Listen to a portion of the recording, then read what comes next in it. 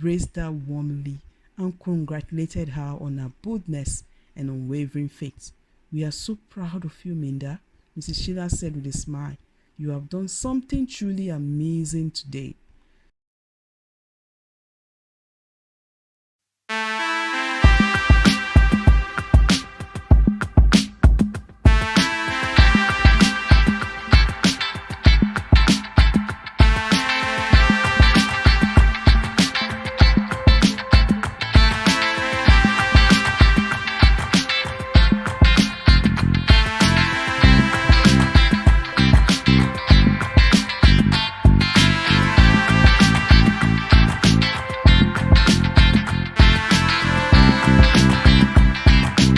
In the vibrant city of Alanto, two families share the special bond, the Dittos and the Yoats.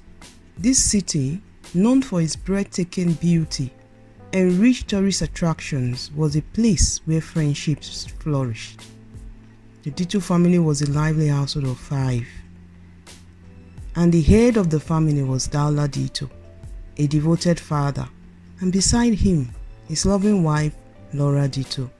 Their 3 children brought energy and joy to their home: Mona Ditto, the eldest son; Joda Ditto, the second son; and Minda Ditto, the youngest and only daughter. Meanwhile, the Yowa family was a close-knit trio. Engineer Daniel Yowa, a dedicated father, and his wife, Mrs. Sheila Yowa, raised their only son, Talata Yowa, with love and care. Bound by friendship and shared experiences, these families thrive in the heart of Alanto, a city where every street told a story and every moment was a cherished memory. Mrs. Sheila Yowa had a special gift, a love for cooking. Everyone who visited her home and tasted her meals always left with a satisfied smile. As usual, the Ditto family paid a visit to the Yowas, and this time, Mrs. Sheila prepared a special dish called malesto. The children ate with delight, savoring every bite, and even asked for more. With a warm smile, Mrs. Sheila gladly served them as many times as they wanted. But little did Mrs. Laura know, this meal would spark an unexpected challenge. 2 weeks later, the Ditto children couldn't stop talking about malesto. They pestered their mom, insisting that her food just doesn't taste like Mrs. Sheila Yowa's. Determined to please her children, tried to recreate the meal. She followed every step, but something was always missing. When she finally mentioned her struggle to Mrs. Sheila, her friend kindly offered to teach her. Yet, no matter how hard she tried, the children were not convinced. "It's still not the same," they would say, leaving their mom both amused and frustrated. One afternoon, as Mrs. Laura Ditto was on a call with her dear friend Mrs. Sheila Yowa, something unexpected happened. The call was on speaker, and before Laura could react, her daughter Minda suddenly interrupted. "Mrs. Sheila," Minda called out eagerly, "please teach my mom how to cook malesto. I love it so much, but when my mom makes it, it just doesn't taste the same." Mrs. Sheila was caught off guard, feeling a little embarrassed by Minda's blunt request. But with a gentle smile, she replied, "My dear, you must always appreciate what your mom cooks for you. Never say it doesn't taste good." Then with a playful tone, Mrs. Sheila added, "I won't teach your mom how to cook malesto, but I will teach you instead." Minda's eyes widened in surprise. "But I'm too young to cook," she protested. However, Mrs. Sheila chuckled and reassured her, "Oh, you can learn, my dear. Cooking is for everyone." After a moment of hesitation, Minda nodded with excitement, and just like that, a new little shelf was about to be born. Determined to teach Minda how to cook malesto, Mrs. Sheila Yowa told Mrs. Laura to gather all the necessary spices. Excited about the lesson, Mrs. Laura agreed and bought everything needed. Together they scheduled a perfect day for the cooking section. When the day finally arrived, the Ditto family welcomed Mrs. Sheila into their kitchen. Mrs. Laura encouraged her sons Mona and Jola to join in and watch. But while they weren't too interested, Minda was fully engaged. After all, she loved Malesto more than anyone. As Mrs. Sheila carefully guided them through Easter, she shared something deeper. Cooking is not just about missing ingredients, she said with a smile. As children of God, there is something even more important: prayer. We should always pray over our food so that whoever eats it will be blessed and enjoy it. She paused and added, remember, the Bible says we should pray without ceasing, 1 Thessalonians 5:18, and that includes when we cook. For a moment, the kitchen fell silent, and then laughter erupted. Everyone chuckled at an unexpected lesson, making the moment even more special. After the lesson, Mrs. Sheila advised Mrs. Laura to always assist and watch Minda whenever she wanted to cook Malesto. Mrs. Laura agreed, and a few days later, she gathered all the necessary spices. She called her children together and announced, tomorrow we are all going to cook Malesto again. When the time came, they worked together in the kitchen, carefully following every step. But despite their efforts, something was still missing. The Malesto didn't taste like Mrs. Sheila's. Feeling discouraged, Minda picked up her phone and called Mrs. Sheila. Ma, my food still doesn't taste like yours, she sighed. Mrs. Sheila listened patiently, then asked a simple question. Did you pray over the food while cooking? Minda hesitated. No, Ma, I didn't. I didn't think it was important. With a gentle smile, Mrs. Sheila encouraged her. My dear, it is important to use the right spices in the right proportions and cook with determination, but don't forget the most special ingredient, the prayer spice. Curious, Minda asked, Mrs. Sheila, is the prayer spice really that important? Mrs. Sheila nodded. Yes, my dear, it is. Minda thought for a moment, then smiled. Okay, I will try it next time. Seeing Minda's determination, our mother encouraged her and promised to buy the spices again so she could try cooking Malesto one more time. But before she could even finish her sentence, Minda's brother quickly chimed in. Mom, don't bother buying for us. We are not interested in trying again. Mrs. Laura smiled, knowing that Minda's passion for cooking was growing. A week later, she bought the Malesto spices, and this time, Minda was ready.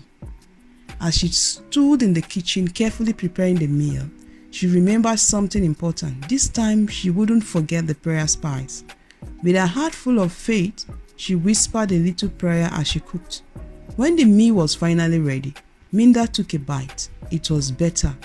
It still wasn't exactly like Mrs. Sheila's, but it tasted good, and that was enough to encourage her. Excited, she grabbed her phone and called Mrs. Sheila. Ma, I did it! The Malesto tastes so much better. But before she could celebrate, her brother, always ready to tease, busted into laughter. It still doesn't taste like Mrs. Sheila's food, they joked. Minda just smiled. She didn't mind. She was learning, and that was what mattered. From that day on, whenever the family wanted to eat Malesto, Mrs. Laura would buy the spices just for Minda. With each meal she cooked, she improved, and soon, Minda became as good at cooking Malesto that no one could deny her skills anymore. One afternoon, the Dito family paid a visit to the Yowa's household. As they all sat comfortably in the living room, watching television, an exciting advertisement flashed across the screen. A grand cooking competition exactly 1 month away. The announcement also mentioned that registration will close in 2 days. The room was quiet as everyone watched until suddenly Minda jumped to her feet and shouted, I will participate!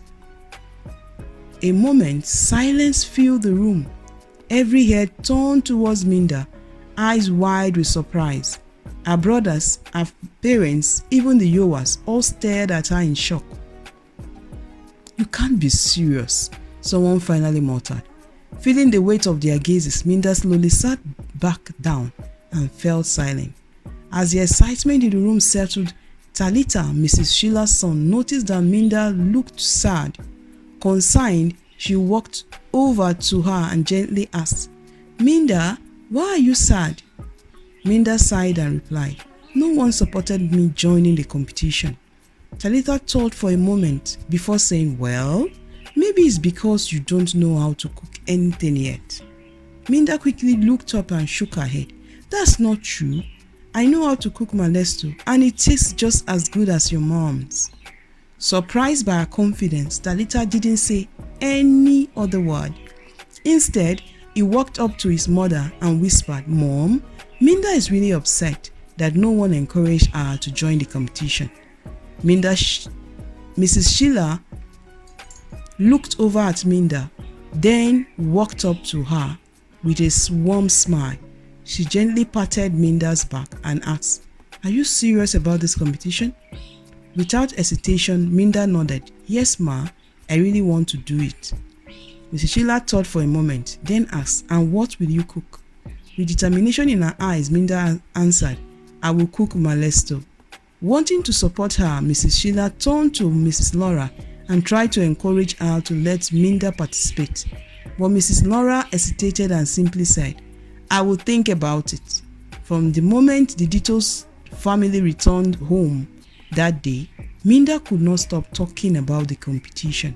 Morning, afternoon and night, she kept reminding her parents of how much she wanted to participate. During their nightly prayers, she mentioned it. The next morning, she prayed about it again, and when night came, she did the same. It became clear Minda was determined. Seeing her unwavering passion, her parents finally gave in. On the very last day, just hours before the registration portal closed, they signed her up. To help her prepare, Mrs. Laura visited the competition website and downloaded videos from previous events.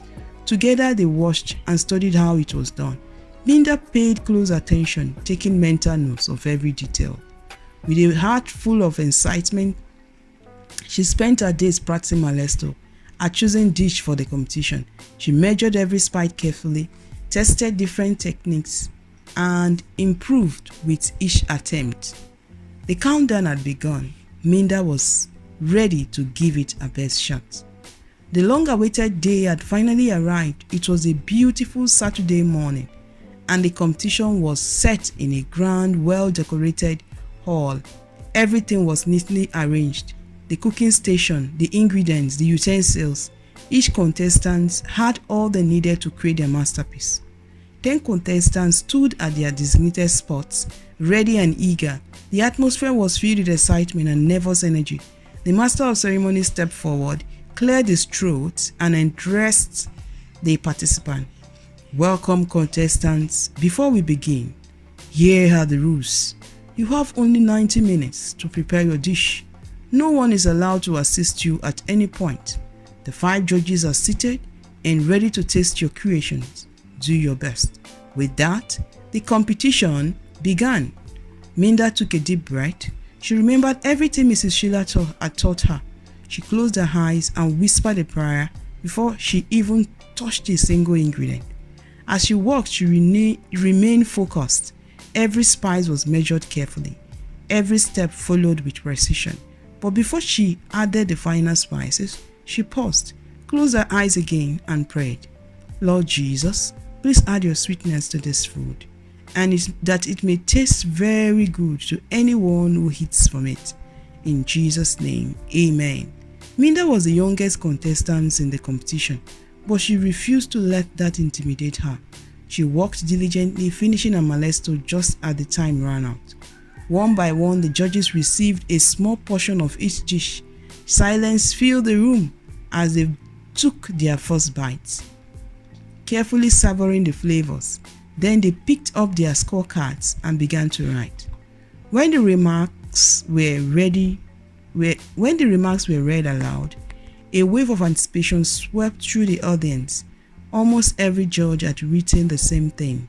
Minda malesto tasted different. It was unique. It has something special. The moment of truth had arrived. The audience held their breath as the master of ceremonies stepped forward, holding the final results in his hands. And now, The winner of this prestigious competition is Malesto. Gasps filled the room, but what shocked everyone even more was the next announcement, and the chef behind this incredible dish, the youngest contestant in the competition, Minda Dito. For a moment, Minda stood frozen, eyes wide in disbelief. Her parents could hardly believe what they had just heard. Then with overwhelming joy, they rushed onto the stage, embracing their daughter with pride and excitement. As the cheers filled the hall, Minda was handed the microphone to say a few words. She took a deep breath, her voice filled with emotion. I can't say I am an expert in cooking, but I was taught something very important. No matter how many ingredients I use, no matter how much effort I put into my cooking, I should never forget to add the most important ingredient, the prayer spice. The audience listened in her way as she continued. I told Jesus to make my food very tasty, and he did. A smile spread across her face as she confidently added, now I know and believe that prayer is important in everything we do, so never underestimate it. She then turned to her parents, her eyes filled with gratitude. Thank you, Mom and Dad, for allowing me to be part of this competition. Then with a beaming smile and a heart full of gratitude, she lifted her hands and shouted, Thank you, Jesus. As the crowd cheered and the excitement filled the air, one of the contestants suddenly ran towards Minda. With tears in her eyes, she embraced her tightly and whispered, Thank you, Minda, for teaching me something no one else has ever taught me. From today, I will learn to pray about everything I do. Minda smiled, feeling deeply touched. At that moment, she realized that her journey in the competition was about more than just cooking. It was about faith, courage, and inspiring others. Among the proudest in the room were engineer Daniel Yowa and his wife, Mrs. Sheila Yowa. They walked up to Minda, embraced her warmly, and congratulated her on her boldness and unwavering faith. We are so proud of you, Minda, Mrs. Sheila said with a smile. You have done something truly amazing today. Soon after, Minda joined her parents, and together they went home to celebrate the victory. Laughter and joy filled the house as they gathered around, sharing stories and enjoying the moment. Even Minda's brothers, who once doubted her, now understood. They too learned the importance of praying about everything, no matter how small. As a family, they all bowed their heads and prayed, thanking God for the victory and for the lessons that had changed them all. So, what are the lessons in this story? You can literally pray about anything. Do not underestimate the power of prayer. Nothing is too small not to be prayed for, and nothing is too big to be prayed for. Writing this story had opened my eyes that when I pray, the Holy Spirit can help me achieve anything, whether big or small. Please, what did you learn from this story? Kindly type in your lesson in the comment section. Thanks for watching. See you on the next video. Bye.